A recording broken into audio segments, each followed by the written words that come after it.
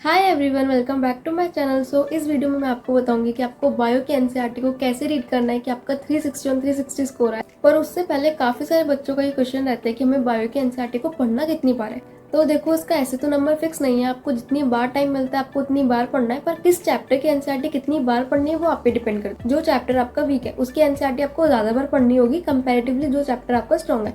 तो जिस चैप्टर पे आपके मार्क्स कम आ रहे हैं, जिसके क्वेश्चन ज़्यादा गलत हो रहे हैं, उस पर ज़्यादा टाइम देना है, और जिसके आपके सही हो जाते हैं उसको थोड़ा कम टाइम देना है। तो अब बात करते हैं कि आपको बायो की एनसीईआरटी को पढ़ना कैसे है। तो आपको मल्टीपल रीडिंग लेनी है हर चैप्टर की। फर्स्ट रीडिंग के टाइम पे आपको सिर्फ एनसीईआरटी को समझना है, ठीक है। ज़्यादा आपको कुछ हाईलाइट वगैरह उसमें नहीं करना। लेकिन जब आप सेकंड रीडिंग करोगे तब आपको हाईलाइट करना स्टार्ट करना है। आपको वो पॉइंट्स हाईलाइट करने स्टार्ट करना है जो आपको ऐसे लगता है कि यार ये फर्स्ट रीडिंग के टाइम पे शायद मेरे स्किप हो गए थे या मैं भूल गया, थोड़े नए लग रहे हैं। एंड सेम आपको करना आगे हर रीडिंग के साथ। जितनी बार भी आप रीडिंग लोगे उतनी बार आपको हाईलाइट करना है वो पॉइंट जो आपको न्यू लग रहे हैं। नेक्स्ट आता है असर्शन रीजन टाइप क्वेश्चन की, क्योंकि वही सबसे ज्यादा ऐसे क्वेश्चन है जो हमारे मॉक टेस्ट में गलत होते हैं। तो उन्हें कैसे इंप्रूव करना है। तो इन क्वेश्चंस में मेजॉरिटी ऑफ द केसेस में हम 1 और 2 ऑप्शन में कंफ्यूज हो जाते हैं, जहाँ पे पूछा जाता है करेक्ट एक्सप्लेनेशन या फिर is not the correct explanation. तो वहाँ पे मैं एनसीईआरटी की बहुत डेप्थ नॉलेज होनी चाहिए कि उसमें क्या लिखा है, कि एनसीईआरटी में मेंशन है यानी कि वो रीजन है यानी वो मैटर करता है। तो उस केस में आपको जब भी आप एनसीईआरटी पढ़ रहे हो तो जहाँ पे भी आपको लिखे कि बिकॉज या फिर ड्यू टू ऐसे वर्ड्स आ जाए तो समझ लो कि वो असर्शन रीजन बन सकता है। एंड उन पॉइंट्स को आप अलग कलर से हाईलाइट कर लेना ताकि आपको पता रहे कि यार इन पॉइंट से ना असर्शन रीजन बन सकता है, तो इन पर ज्यादा फोकस करना है, ठीक है। इससे आपको कंफ्यूजन नहीं होगी 1 और 2 में। नेक्स्ट आते हैं हमारे स्टेटमेंट बेस्ड क्वेश्चंस, ठीक है। उनमें भी आपको सेम ही रूल फॉलो करना है। उनमें हमें कंफ्यूजन होती है not, all, must, correct, incorrect, इन सब चीजों में। तो जहाँ पे भी एनसीईआरटी में ऐसे वर्ड्स लिखे, नॉट लिखा हुआ है, ओनली लिखा हुआ है, ऑल लिखा हुआ है, मस्ट लिखा हुआ है, तो इन पे आपको ज्यादा फोकस करना है। मतलब इन पॉइंट से स्टेटमेंट बेस्ड क्वेश्चन बन सकता है और वहाँ पे आप कंफ्यूज हो सकते हो, क्योंकि आपको ये पता होना चाहिए कि एनसीईआरटी में क्या लिखा है एग्जैक्टली। तो वो पॉइंट पे आपको ज्यादा फोकस करना है एनसीईआरटी रीडिंग टाइम पे। नेक्स्ट क्वेश्चन ये भी होता है कि बायो में हमें क्वेश्चन प्रैक्टिस कहाँ से करनी है और जो क्वेश्चन हमारे गलत हुए उन्हें कैसे हमें डील करना है। क्वेश्चन प्रैक्टिस के लिए I would recommend master class in biology book by doctor NK Sharma. This book is NCERT companion. यहाँ पर आपको 2800 प्लस एनसीईआरटी बेस्ड एमसीक्यूज मिलेंगे, प्लस पीवाईक्यूज भी इंक्लूडेड है। आपको सारे डिफरेंट टाइप के क्वेश्चंस मिलेंगे यहाँ पे प्रैक्टिस करने के लिए, और इनका बहुत ज्यादा चांस है फ्यूचर में पूछे जाने का, because they are aligned as पर NCERT. The main purpose of this book is कि आप एनसीईआरटी पढ़ते जाए और टॉपिक वाइज क्वेश्चन साथ साथ सॉल्व करते जाए। आपको हर क्वेश्चन का यहाँ पे ऑडियो टेक्स्ट सोल्यूशन भी मिल जाएगा थ्रू देयर टेलीग्राम बोट, जो आपको नीचे लिखा हुआ दिख रहा होगा। और साथ में आपको यहाँ पे कुछ कलर पेजेस भी मिलेंगे फैट एमसीक्यू प्रैक्टिस के लिए, जो बहुत ज्यादा इंपॉर्टेंट है एग्जाम पॉइंट ऑफ व्यू से, और ये आपको हर यूनिट का मिलेगा। आपको इस बुक में एनसीईआरटी की इंपॉर्टेंट लाइंस भी अलग से लिखी हुई मिलेगी, so that you will never forget them. And इस बुक में आपको मॉक टेस्ट भी मिलेंगे according to latest pattern, and 4 unit test भी मिलेंगे प्रैक्टिस करने के लिए। इस बुक में आपको नीट 2016 से 21 तक के सिलेक्टेड एमसीक्यूज भी मिलेंगे, और साथ में इस बुक में नीट 2022 में जो पेपर हुआ था, जैसे मेन का, एब्रॉड का, गंगानगर का, वो भी इंक्लूडेड है। नीट 2023 में जो पेपर हुआ था मणिपुर का, मेन का, वो भी इंक्लूडेड है। एंड नीट 2024 का पेपर भी इंक्लूडेड है। जो इस साल रीनीट हुआ है उसका पेपर भी इंक्लूडेड है।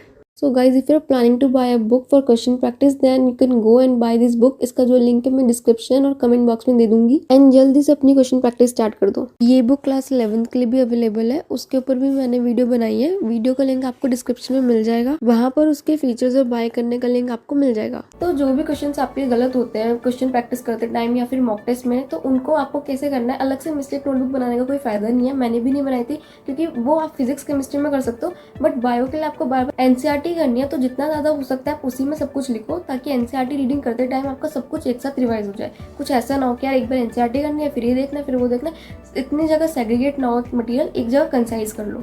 तो बायो में हमारे जो क्वेश्चन गलत होते हैं, या तो वो सिली मिस्टेक होती है जो हमने क्वेश्चन गलत रीड करा, तो वो तो हमारी प्रैक्टिस के साथ साथ इंप्रूव होगी। पर दूसरी टाइप के क्वेश्चन जो गलत होता है वो या तो ये होता है कि हम कोई लाइन भूल गए, हमने पढ़ी थी और वो हमें याद नहीं है, या फिर ये भी हो सकता है कि एनसीईआरटी रीड करते टाइम हमने उन लाइन पे ज्यादा फोकस ही नहीं करा। तो इन केसेस में आपको एनसीईआरटी में उन लाइंस को स्टार मार्क करना है, ताकि जब भी आप एनसीईआरटी रीड करो आपको पता रहे कि यार ये लाइन से क्वेश्चन आया था और आपका गलत हुआ था, तो उस पर आपको ज़्यादा फोकस करना है।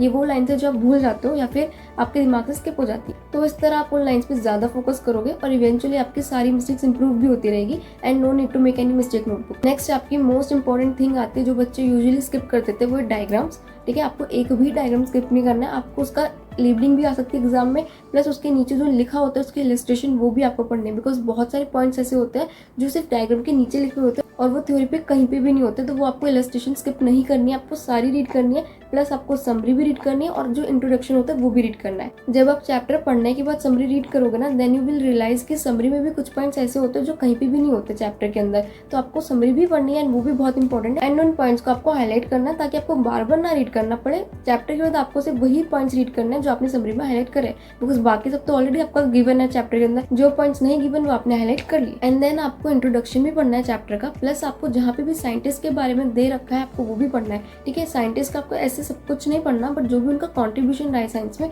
वो आपको जरूर पता होना चाहिए, बिकॉज वो पूछा जा सकता है। नेक्स्ट आपके आते हैं पीवाईक्यूज, एंड बायो के लिए एग्जैक्ट पीवाईक्यूज से ज्यादा इंपॉर्टेंट है वो टॉपिक्स जहाँ से आपके पीवाईक्यूज बने हैं, ठीक है, बिकॉज बहुत ज्यादा चांसेस होते हैं कि वहाँ से क्वेश्चन आए, तो वो टॉपिक्स आपके बहुत ज्यादा स्ट्रॉन्ग होने चाहिए। तो आफ्टर कंप्लीटिंग द चैप्टर जब भी आप पीवाईक्यूज करोगे तो उसके बाद आपको अपनी एनसीईआरटी में मार्क करना है वो टॉपिक जहाँ से पीवाईक्यूज बने हैं, ठीक है। तो उससे आपको क्या होगा, नेक्स्ट रीडिंग जब भी आप लोगे तो आप उन टॉपिक्स पे ज्यादा फोकस करोगे एंड वो टॉपिक्स आपके बहुत ज्यादा अच्छे से स्ट्रॉन्ग होने चाहिए, वहां से तो आपको कोई भी लाइन नहीं छोड़नी। Last but not the least, जो बहुत ज्यादा इंपॉर्टेंट एंड बहुत ज्यादा यूजफुल है आपके, वो है आपके जैसे जो एग्जाम्पल्स होते हैं, ठीक है, जो डेटा होता है, जो साइंटिस्ट के नेम्स होते हैं, उनके ईयर्स पे भी क्वेश्चन आए हुए हैं, ठीक है। तो ये सब जो क्रैमिंग वाला डेटा होता है वो जो हमें याद नहीं रहता और जहाँ से बहुत ज्यादा चांसेस है अगर क्वेश्चन आ जाए तो हमारा गलत होगा, क्योंकि हम भूल जाते हैं। हमें बायो में सब कुछ याद रहता है, जितना भी कंसेप्चुअल टॉपिक्स है वो सब याद रहता है, पर जो रटने वाला पार्ट है वो हम बहुत इजीली भूल जाते हैं। तो उसके लिए आई वुड सजेस्ट, जैसे आप फिजिक्स में फॉर्मुला शीट्स बनाते हो, केमिस्ट्री में भी फॉर्मुला शीट्स बनाते हो और ऑर्गेनिक के लिए रिएक्शन शीट्स बनाते हो, तो ऐसी बायो के लिए भी आप बना सकते हो, जहाँ पे आप सब कुछ क्रैमिंग वाला डेटा एक जगह लिखो, इससे आपको बहुत हेल्पफुल होगी उस डेटा को जल्दी याद करने में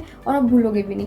आप ऐसा कर सकते हो, पूरे बायो के सिलेबस में जितनी भी डेट्स है आप वो एक जगह लिख सकते हो, ठीक है। जितने भी साइंटिस्ट के नेम्स है आप एक जगह लिख सकते हो अलॉन्ग विद देयर कॉन्ट्रीब्यूशंस। उसके अलावा आप सारे एग्जाम्पल्स एक जगह लिख सकते हो, इससे बहुत ज्यादा हेल्प होगी आपको सब कुछ याद करने में, प्लस आप बहुत जल्दी भूलोगे भी नहीं। प्लस आप पूरी बायो का डेटा बहुत इजीली रिवाइज भी कर सकते हो मॉक टेस्ट और नीट से पहले, एंड आपके बहुत कम चांसेस होंगे क्वेश्चन की गलत होने के। एंड आई नो अभी सुनने में लग रहा होगा कि यार बहुत ज्यादा मेहनत लगेगी, कितना ज्यादा हमें करना है एनसीईआरटी में mark, but it's a one time investment, ठीक है। एक बार आपने मेहनत कर ली, एक बार आपने पॉइंट्स हाईलाइट कर लिए, सब कुछ मार्क कर लिया, देन आपको बस वही पढ़ना है।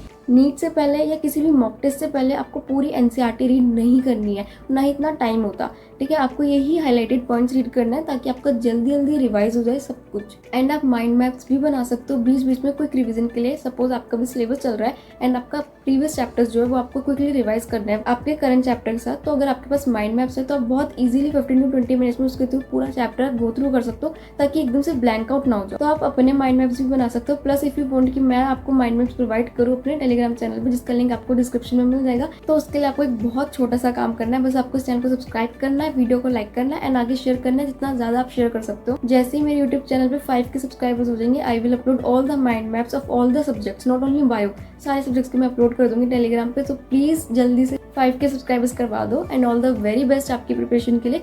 कोई भी डाउट तो आप मुझे कमेंट में बता सकते हो एंड किसी भी चीज की नीड हो तो आप वो भी बता सकते हो। बाय गाइज, मिलते हैं नेक्स्ट वीडियो में।